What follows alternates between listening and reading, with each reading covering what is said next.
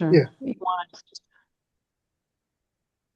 yeah, we can probably get going. The only thing is I don't see this being a very long meeting because we don't have that many proposed changes. So it's going to be a lot of sort of going over the history of what we did last year, um, and then the steps we took this year, and then what the next steps are after this meeting. So it should be a quick meeting, but if we want to start, we can certainly start now. Okay, so good morning, everyone. And is Pat or Terry who's going to Terry will lead us. Hi, present? Chelsea. Okay, so it's Monday, May 11th at 11:04. I call the meeting to order. Thank And you. Terry, can you start? Sure. So the first memo in the package that you have is a basic summary of the low-income housing tax credit process that we use in guiding the qualified allocation plan. It was something you probably saw last year, so I wasn't going to go over it in great detail. It was provided really for a refresher for anyone who was interested in why we're doing what we're doing. But we are in the process now of finalizing the red line draft of the proposed 2027 and 2028 QAP. And I had noted in that memo that it would be provided to you today, but instead, as we're still finalizing the formatting and the like, we will be prepared to send it to you later on this week. Okay. The second memo is provided to you with a summary of the proposed changes that we have to the QAP for 2027 and 2028. And you'll recall that last year we completed a major overhaul of the QAP. We had extensive input from our community of stakeholders and from this board task force, and we focused on affordability and cost containment in order to create more housing units in a balanced and equitable way statewide. We continue with that theme for 2027 and 2028 and are not proposing really substantive changes. So because many of them are clarifications, I've listed them in your memo. You'll see that in terms of clarifying things, that proposed credible financing plan includes that the pending requests made to DOH should be within the published parameters for DOH funding. Okay, we had included that, and so there was a need to confirm with all applicants that they were applying within the published parameters. This is now in the QAP. Yeah, and Terry, that also goes towards if it's outside the parameters. We typically don't require any commitment or any kind of letter from DOH as long as it's within the parameters. And this would require DOH to provide some sort of either email or commitment showing anything above and beyond that. So. Yes, exactly. That's a good point. The next item is, these are under threshold requirements, by the way. The next item is plans and specifications. And we had heard from a lot of folks over the course of the year, and then a couple of comments in the input session, that the 9% applications or the 4% applications with 90% completion is burdensome. But when we looked back historically, everyone would complete 90% drawings if there was 1 point attached to it. So it became a worthless point. And for 9% applications, we'd like to maintain that as a threshold requirement. For the 4% applications, we'd like to include plans and specifications that are in compliance with our construction standards and submitted in accordance with applicable guidelines, enabling some flexibility if the 90% level is not achievable and we still would like to move ahead with the project. Item 13 in threshold requirements just includes, as an applicant non-compliance item, failure to honor commitments made for which points were awarded. That's become important, and we wanted to formalize that in the QAP. That's on previous uh, deals. So if 2 years ago they did a deal and didn't complete something they said they were going to, that they got points for either a sustainability item or an affordability commitment, including supportive housing, they would be considered in non-compliance. Hey, Terry, if people were indicating that 90% was too high of a threshold, what threshold were they looking for? We typically do 40% when they come in for DEP, and then we were requiring them when they submitted an application to be at 90%. Let's take the 9% out, because the 9% we're going to keep at 90%.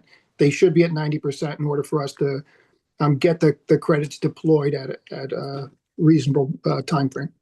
In terms of the 4%, mostly everybody can get to the 90%. And in most cases, we expect that we'll still require and get 90% drawings. But in some cases where we want to try to get the deal moving faster, so if they're in DEP at 40% and there's a great desire to do that particular project, we would then have the flexibility to say, okay, go ahead and submit with your 40, 50, 60% completion drawings, and then we'll start the process of our underwriting and getting it prepared for board and moving it along. So on the 4%, because 4s are a lot more fluid than 9s, right? We do the rolling applications.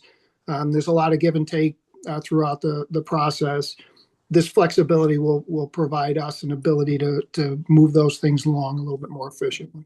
Great, thank you. Just as And another point on the 9% too is that you really can't do the analysis for all the sustainability points, right, unless you've got 90% drawings. So, and the pricing too, Kathy, right? I mean, it's hard to get your pricing in and get and then have us award points based on pricing. So. Correct. And because it's competitive, unlike the 4%, which is not.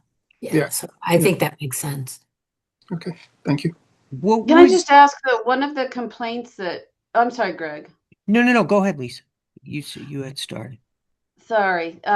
What I think we had heard before, and some of you, Greg and Kathy in particular, have a lot of experience in this area yourselves.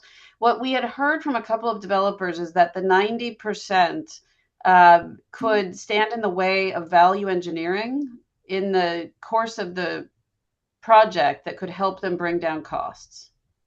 That's what at least one developer I thought had indicated. So how do we balance these things? Because cost obviously is one of our big concerns, right? So, Liz, I can just make a statement from the staff. We allow everyone when they submit the development engagement process to come and talk to the architects, both. So even while they go through the process, because once you do the 90%, you're paying an architect, and then you have to pay them again to do some value engineering. So it should be done at the front.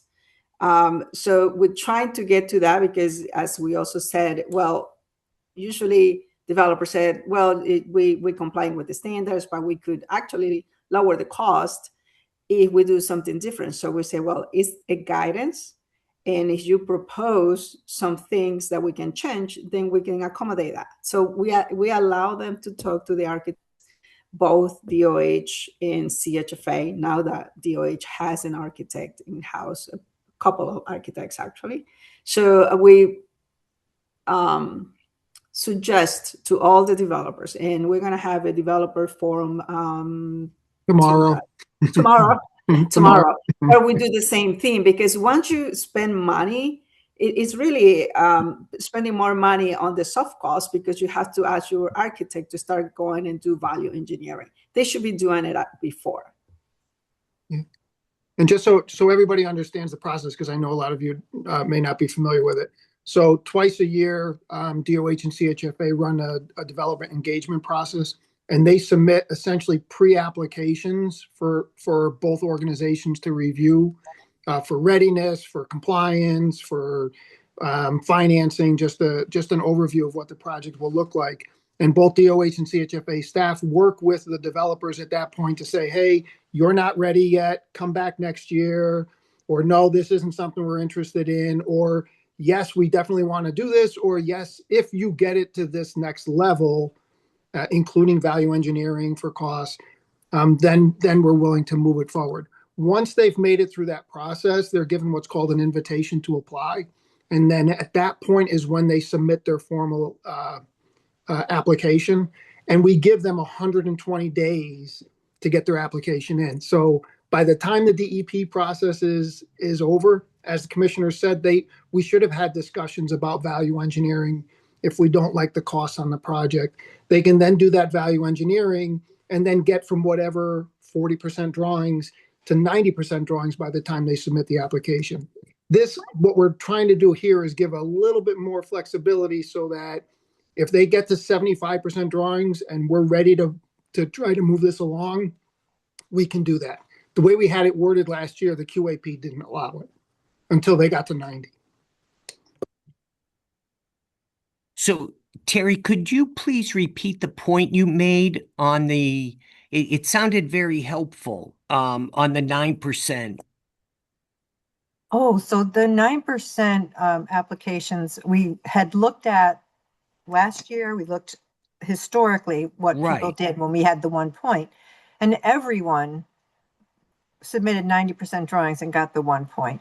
So it became, a useless giveaway to have a point when everyone was doing it. So it became the threshold item. We made it through. We've just made it threshold. Yeah. Gotcha. Okay. Any other questions on that? All right. The next few revisions that we have proposed relate to points items.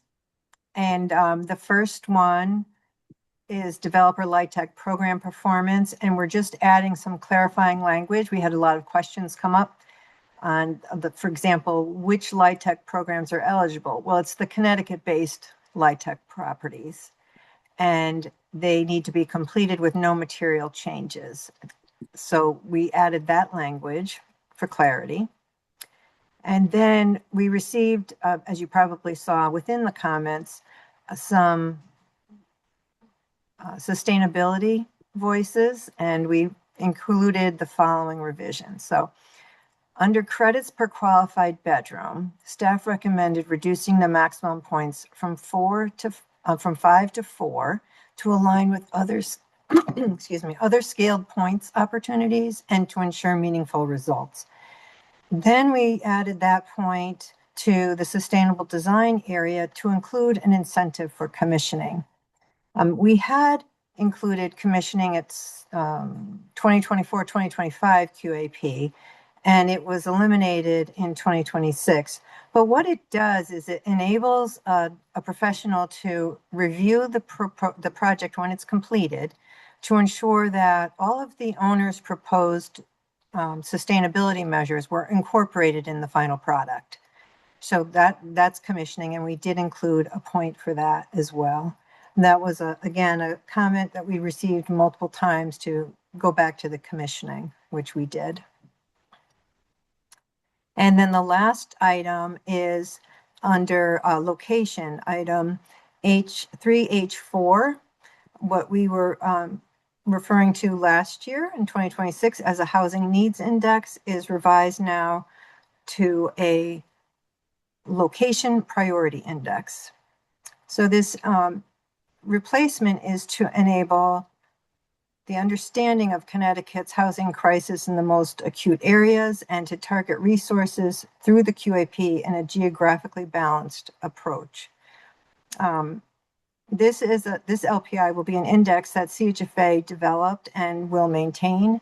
We were able to provide the same types of metrics that we had used previously in previous iterations, including household formation, the percent of population above the poverty line, and school performance rankings.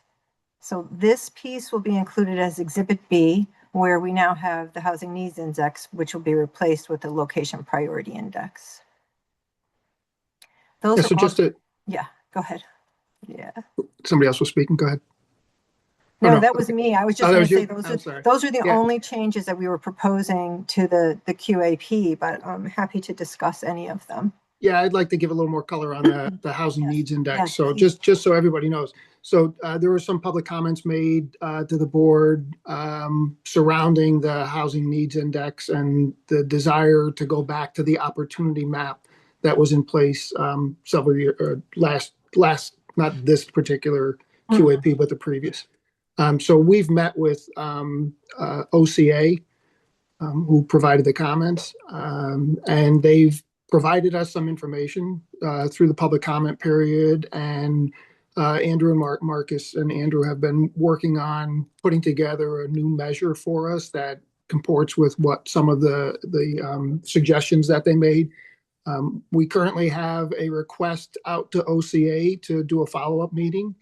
We were hoping to do it before this, but it'll probably get done in the next couple of days, just to make sure that that they're accepting of what we're proposing at this point.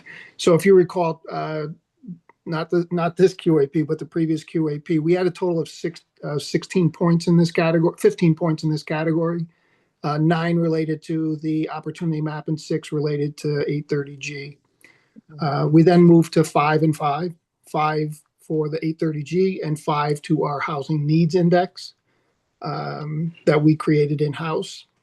With this, we're moving a little bit away from the 830G. So we're dropping the 830G points to 2 points, and we're putting the other 8 points now in this LPI, as we call it, location priority index, which is going to have more of the characteristics, similar but not the same characteristics as the former opportunity map. So we're hoping that we've achieved a balance, an agreeable position with OCA, and we're going to work with them over the next couple of days to try to formalize that.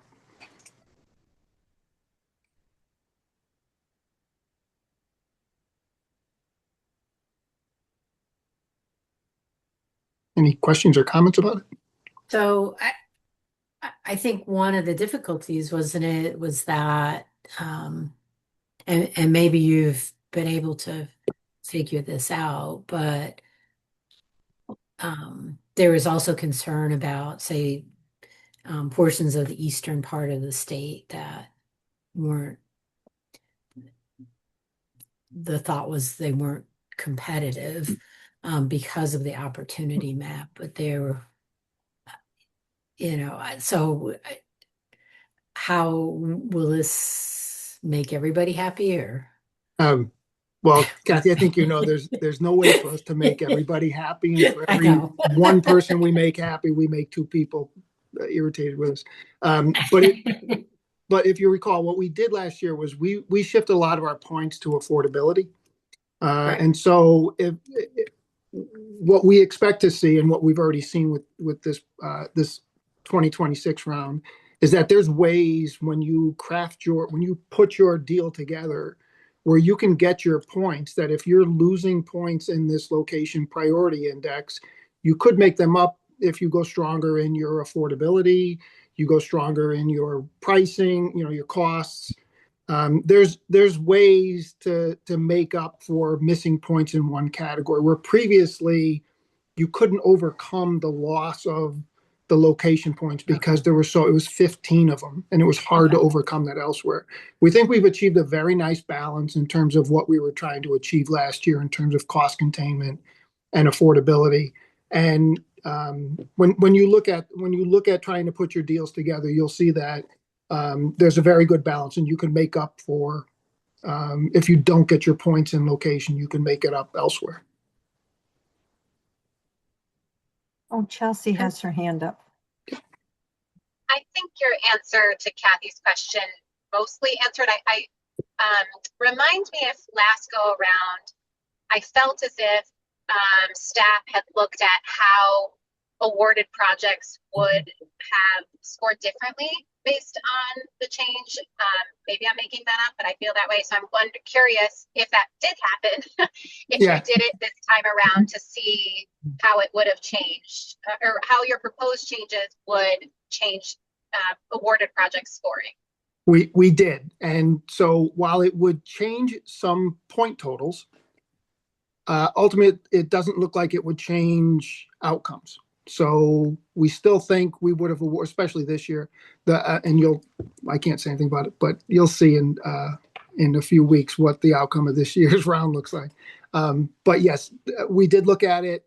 And again, points would change. The only caveat I have is that when you change the points, you may see different projects. And so that could influence outcomes. But based on historics and the scoring that we had in place and the changes that this would have made to those, again, only the scoring would change a little. You may have somebody that was in third place move to fourth place and vice versa. But outcomes in terms of what projects we would have funded, that wouldn't have changed.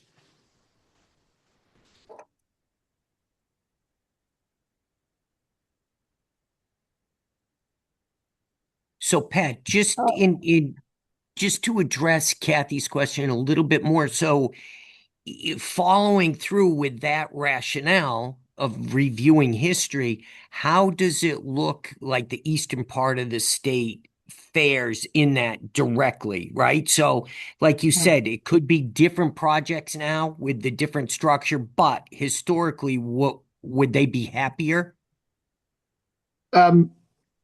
Speculatively, yes. Again, it's very, very hard not knowing what deals are out there and how they're changed by what we're doing. So we can only speculate.